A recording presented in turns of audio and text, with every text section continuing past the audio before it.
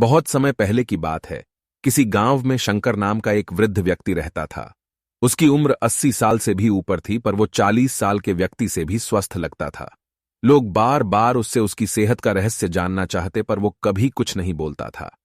एक दिन राजा को भी उसके बारे में पता चला और वो भी उसकी सेहत का रहस्य जानने के लिए उत्सुक हो गए। राजा ने अपने गुप्तचरों से शंकर पर नजर रखने को कहा। गुप्तचर भेष बदलकर उस पर नजर रखने लगे। अगले दिन उन्होंने देखा कि शंकर भोर में उठकर कहीं जा रहा है। वे भी उसके पीछे लग गए। शंकर तेजी से चलता चला जा रहा था। मीलों चलने के बाद वो एक पहाड़ी पर चढ़ने लगा और अचानक ही गुप्तचरों की नजरों से गायब हो गया। गुप्तचर वहीं रुक उसका इंतजार करने लगे। कुछ देर बाद वो लौटा। उसने मुट्ठी में कुछ छोटे छोटे फल पकाडड्डी रखे थे और उन्हें खाता हुआ चला जा रहा था। गुप्तचरों ने अंदाजा लगाया कि हो न हो शंकर इन्हीं रहस्यमयी फलों को खाकर इतना स्वस्थ है। अगले दिन दरबार में उन्होंने राजा को सारा किस्सा कह सुनाया।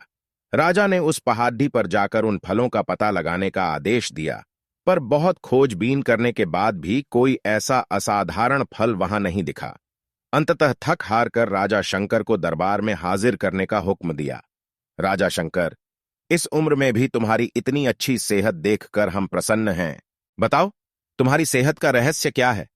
शंकर कुछ देर सोचता रहा और फिर बोला, महाराज, मैं रोज पहाड़ी पर जाकर एक रहस्यमयी फल खाता हूं। वही मेरी सेहत का रहस्य है। ठीक है, चलो हमें भी वहां ले चलो और दिखाओ वो कौन सा फल है। सभी लोग पहाड़ी की ओर चल दिए। वहां पहुंचकर शंकर उन्हें एक बेर के पेड़ के पास ले गया और उसके फलों को दिखाते हुए बोला, हुजूर, यही वो फल है जिसे मैं रोज खाता हूं।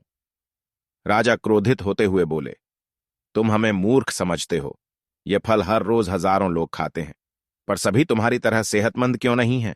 शंकर विनम्रता से बोला, महाराज, हर रोज हजारों लोग जो फल खाते हैं वो बेर का फल होता है, पर मैं जो फल खाता हूं वो सिर्फ बेर का फल नहीं होता, वो मेरी मेहनत का फल होता है।